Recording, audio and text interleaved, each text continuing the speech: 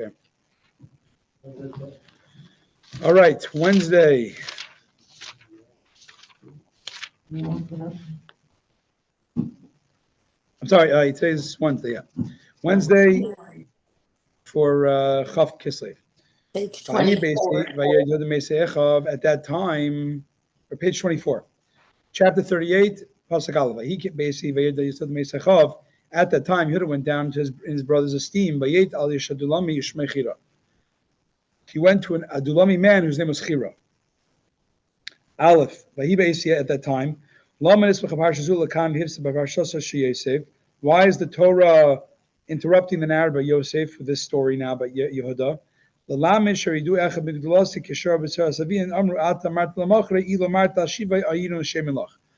Because after Yosef was sold and their father was mourning, they blamed Yehuda because it was his idea. And they said, had you told us to not do it, we would have also not done it. So we blame you. So that's why they're saying why he started, going to find other compatriots because his brothers demoted him to some degree. So he moved away from his brothers to an Adulami man. What does it mean? He turned to him. He made a partnership with him, business partnership. Yehuda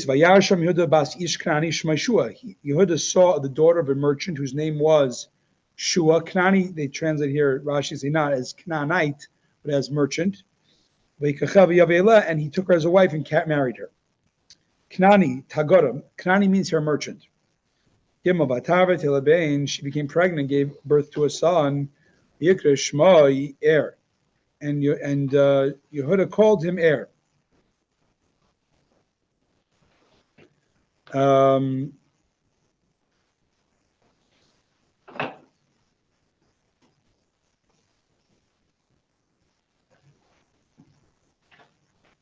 Yeah, okay. She again became pregnant, but and she bore a son. She called him Einon. So first was Er, then Einon. Hey, but and she gave birth another time to a son. She called him Shelah. And Yehuda was in Ksiv when she gave birth to Shelah. He was in Ksiv. Ksiv is the name of a place. And Rashi says, I say the name of the place was reflecting the occurrence that happened there. Hashem Shepaskim Ledas Nikra Ksiv. I say because she ceased giving birth there, Lashon Hayasiyah Li Kimay Achsav. She ceased giving birth there, it being the same meaning as Asher Leichaz V'Meimav, you were to me like someone whose trustworthiness has ceased.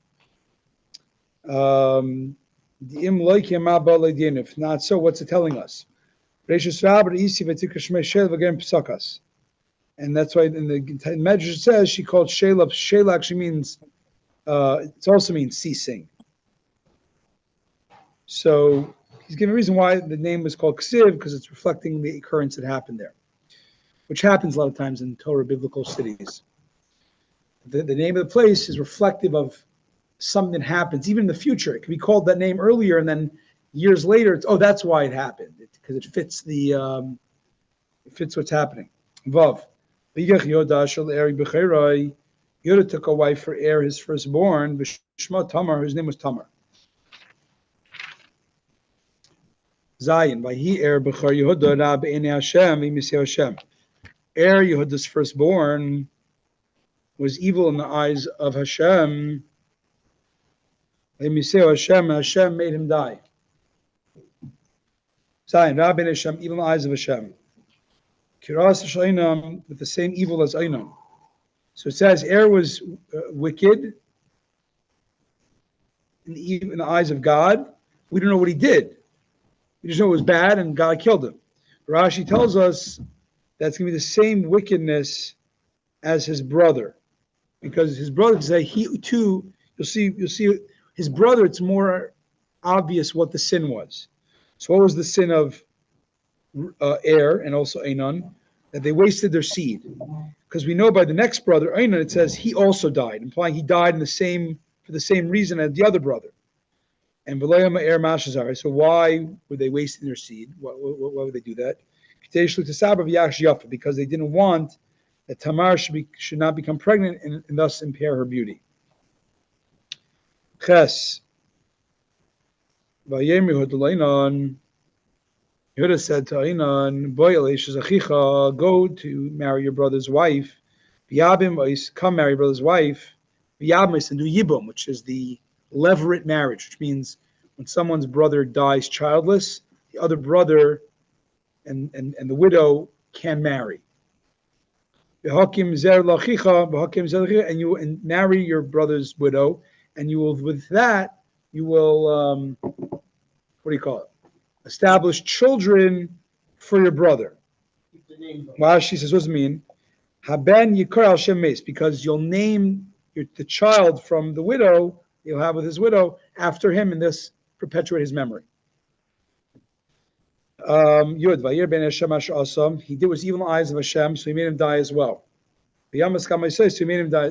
So he was evil in the eyes of God for what he did, and he died also, as Rashi said. Also, so Rash, I'm sorry, I skipped Tess. Vayeda Einan ki lo yeh lo zara. Einan realized the offspring would not be his. He realized the child would not be his, whatever that means. We'll see in a second. So when he was intimate with his brother's wife, when he's intimate with his brother's wife, he would spill seed to the ground to not produce offspring for his brother. And we're up to test. He wastes the seed onto the ground. He would thresh inside and disperse outside. Yud. So the Torah is very explicit what his sin was. And now it says he was evil. What he did was evil in God. So he was evil what he did in God's eyes. So he also died. It's saying also, and now it compares what his older brother died for. They did it for different reasons. The older brother did it because he didn't want her to get pregnant to impair her beauty. This other brother did it because he didn't want the child not to be with his name, or not fully his. It would be like attributed to his brother and the widow. Yud Aleph.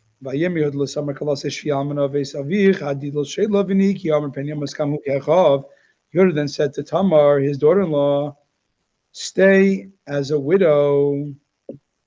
Stay as a widow in your father's house until Shelah, my son, grows up. For he said to himself, Tamar so Shelah would not also die like his brothers. Tamar went and stayed in her father's house. Yitzi, how did a person like Yehuda, who has such stature, have such sons? I'm going to find out, because we're going to look in the Pesach David edition Chumash and see if they add anything quickly there.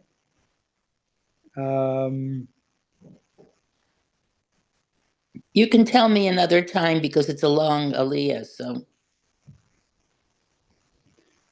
I don't think, it seems to me it wasn't clear that they knew. Maybe. What was the question? It could be it wasn't clear that they knew that wasting seed was not allowed. Maybe. Although, I think it's in by Nayach, it was said. So I'm not sure.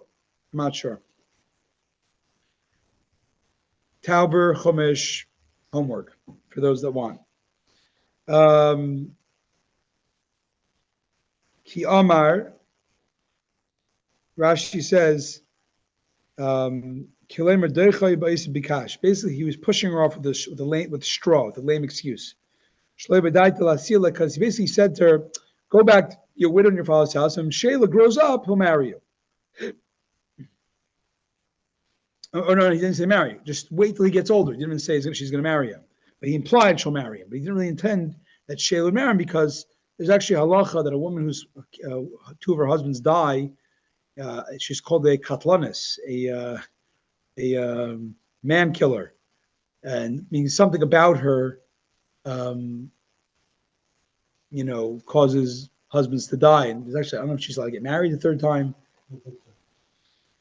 Anyways, so as he said, he didn't want Shelah to die like his brothers, because this one this woman, it can be presumed that it's something about her merit or demerit that her husbands die, not knowing that it wasn't her fault.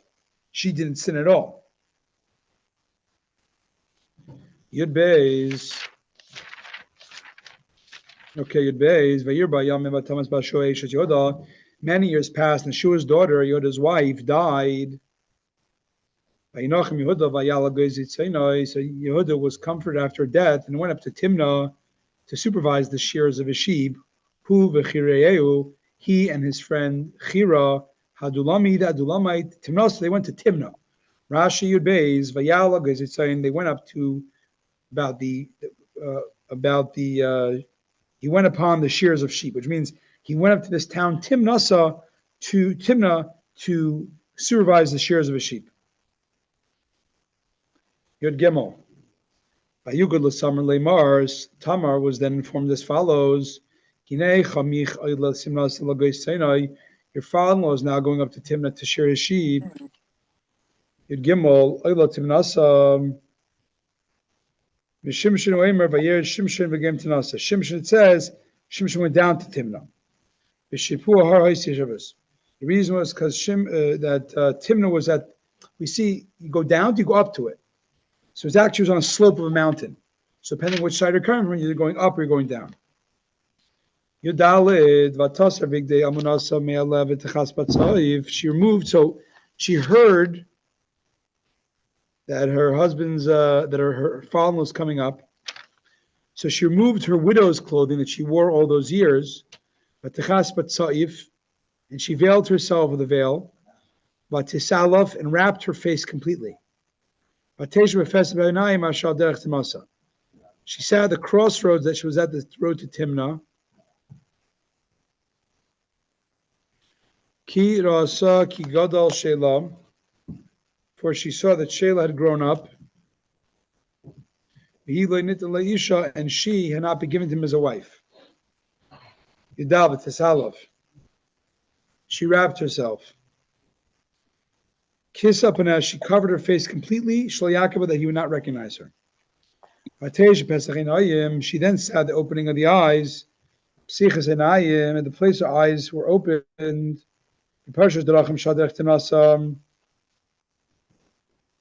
At the place where eyes are opened at the crossroads on the way to Timnah. Our rabbis, they expounded that at the entrance of the tent of our forefather Abraham, which all eyes looked forward to visit. For she saw that Shelah had grown up.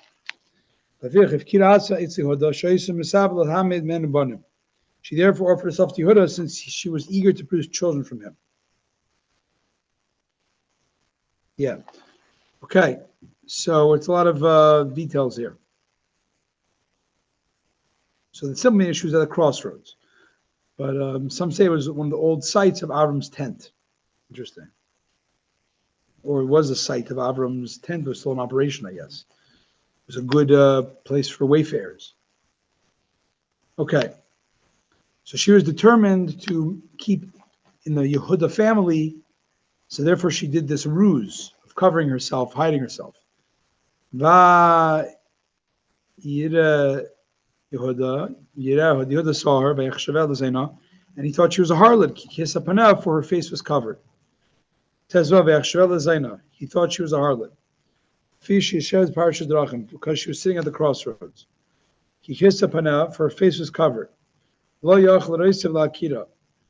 thus he cannot see her face and recognize her. So he thought this covered faced woman is a harlot.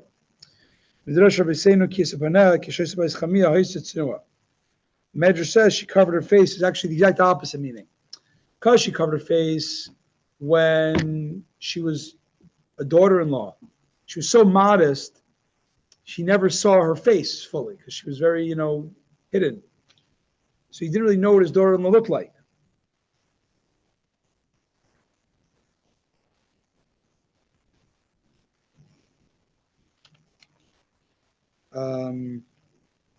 Therefore, he did not suspect her now. 1 second.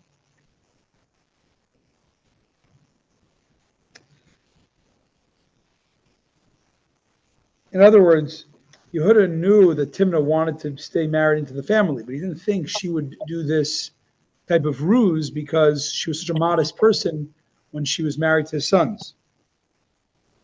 Tezva, but desperate times call for desperate measures. Tezayim, he turned aside to her and said to her, come now, let me be intimate with you. He did not realize it was his daughter-in-law. But she said, what are you going to give me? That you'll give me for being intimate. She was pretending to be a prostitute. He turned aside to her from the way on the road to the side. She was on the side to where she was. In Old French, distorn her, to turn aside. Havana, Rashi says, come now. Prepare yourself in your mind for this. Every expression of hava is a preparation, except from the place where you can translate it as giving. And even those meaning preparation are close to meaning to giving. And he answered, I shall send you a kid goat from the flock. And she said, if you'll give me a pledge until you send it.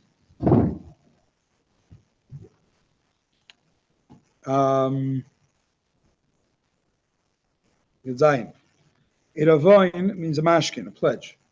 He said, what pledge shall I give you? She said, she answered, your signet ring, your cloak, and the staff in your hand. And he gave it to her as a pledge, as a collateral, and he gave it to her, and he was intimate, and he was intimate with her. But she became pregnant. Rashi. Chesam silcha is iskisach v'sheshifach. It means you're stealing your ring. Tabas chat chesam b'visimlascha ashatim skasaba. The ring which uses a seal in your garment with which you clothe yourself. Batar loy, she became pregnant by him. Giborim kietzabai. She became pregnant by him. This signifies she conceived strong men like him. Tzadikim kietzabai, and righteous men like him. Meaning, yeah. Yutes. She rose and left, and then she moved her veil from her by Tilbash B'Dil Manusa, and she put on her back her widow's clothing. Chaf. Yehuda sent the kid goat Biyadri Eu Adulami, and his friend the Adulami, to give it back to her. To give her the payment and get back the collateral, the signet ring and the staff. He did not find her. So he asked around the people of the place, saying, where's the harlot who's by the crossroads? They said, we don't know of any prostitute, harlot who's by there. What are you talking about?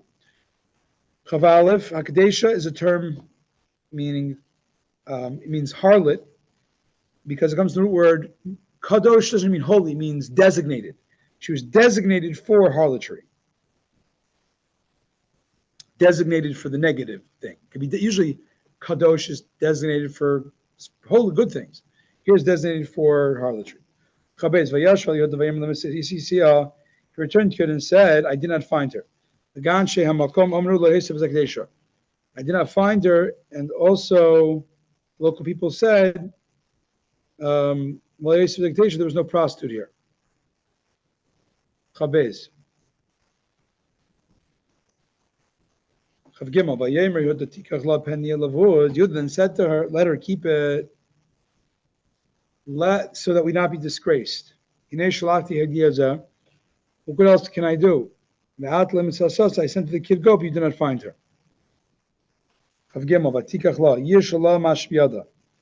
Let it be hers what's in her possession, so that we not be disgraced. If you continue looking for her, the matter will become known and will cause me disgrace. What more can I do to fulfill my promise? Rashi says, look, I sent you this kid goat. And Rashi explains why it was a kid goat. Since Yehuda deceived his father with the blood of a goat, on Yosef's tunic, so too he was deceived with a goat, a kid goat. About after 3 months, Yehuda was informed as follows: Zansa Tamar Kalasecha, Tamar, your daughter-in-law, has committed adultery. And she's even pregnant from her adultery. Yehuda said, take her out and she shall be burnt. So what's interesting is that he wasn't planning on giving his son, but apparently the way I understand it is, even though he wasn't intending to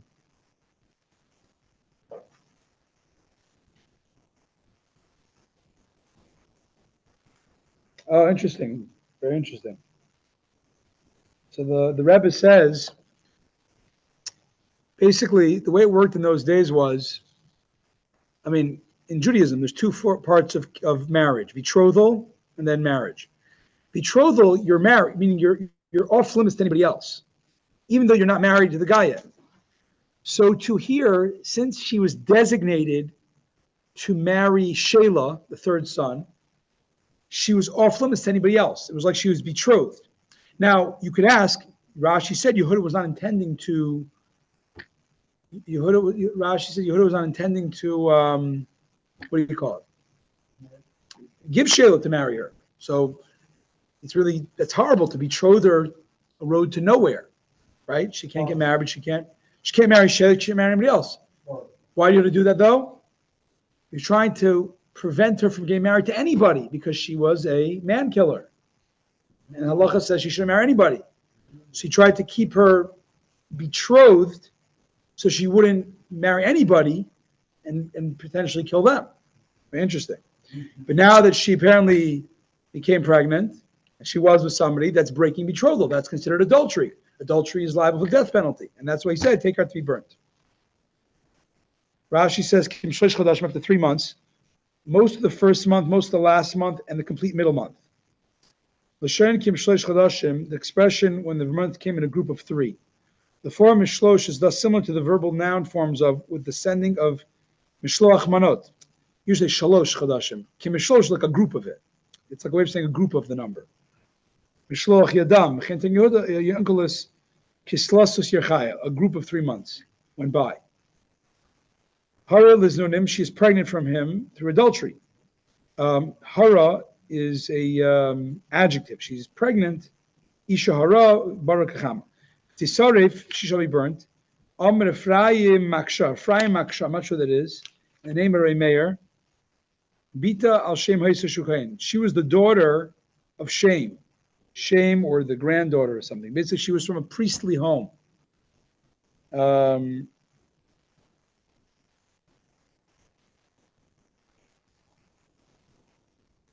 She was a direct descendant of Shem, so she had Kohen daughter status, which is, if they adultery, the death penalty is burning.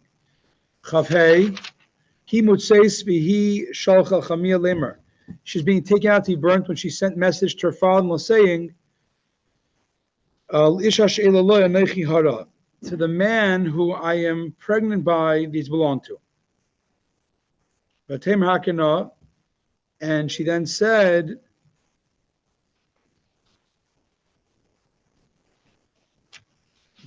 she was being taken out to be burned. She sent a message to Yehuda, her father-in-law, to the man, I'm pregnant by a man whom these belong to. And she said, please recognize whom these ring, cloak, and staff belong to. So he says, he would say, if she's being taken out to be burned. When she sent a message to her father-in-law. She now is ashamed by saying, I'm pregnant from you. Rather, she said, by a man to whom these belong, I'm pregnant. Amr, she said, if he will admit it, let him admit it of his own accord. And if not, let him then burn me. But I'll not be put into shame. The kind of here we say, the Rabbi said it's better that a person be cast to fiery furnace that he put his fellow man to, rather than going to usually better die by fire than embarrass your friend in public. Wow. In other words, she didn't say, "You're the father." She sent a cryptic message that he could figure out if he wanted to be honest. Hakana means please be aware. She said, please recognize. She's begging, please recognize, recognize there's a God, and don't destroy 3 lives by mistake. Mine and the twins that she's going to have. Chavav. Yehuda recognized this and he acknowledged. He said, she's righteous. She's right. Because I didn't give her to Shelah, my son. But he did not continue to know her intimately. Rashi, Sadka, she's right in her words. She's innocent, and I'm the one that said it's for me. Mimeni, she's pregnant. A rabbi said that actually a baskel, heavenly voice rang out and said, Mimeni miti yatzod dvarim. Mimeni means from me, from God, I made this bizarre story happen. Because since she was so modest in her father's home, therefore I decree the kings will descend from her. And from the tribe of Yehuda, kings will be appointed in Israel. She did this because I did not give her. She was right to do this ruse because I didn't, follow my word to give my 3rd son to her. He did not continue to know her, meaning they didn't stay. They were separated. But some actually the opposite. Pasak, he didn't stop knowing her, meaning he continued. He then fully married her and lived with her. So there's different opinions of what exact opposite opinions, what that means. At the time for the birth, there was indeed twins inside there. Basically, the time came for her to give birth. Rivka said she completed her full term to give birth. There, the months of pregnancy were complete. But here they were short of the full term. There were indeed twins. Later it's written,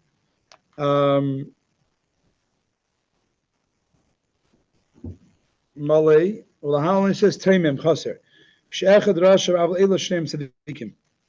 The word was written in full, while there it's written Taim without an aleph, because there was one of them was wicked, whereas these are both righteous. That's why there's a full aleph vav. It's spelled out like the full way. When she gave birth, one of them stuck out her hand, and the midwife took a scarlet thread, and took a scarlet thread and tied it on that baby's hand to say this is the firstborn. She wanted to know which one's first. Beaten yod, he stuck out his hand outside, and after she tied the sibin, the sign of the red string, he pulled it back in.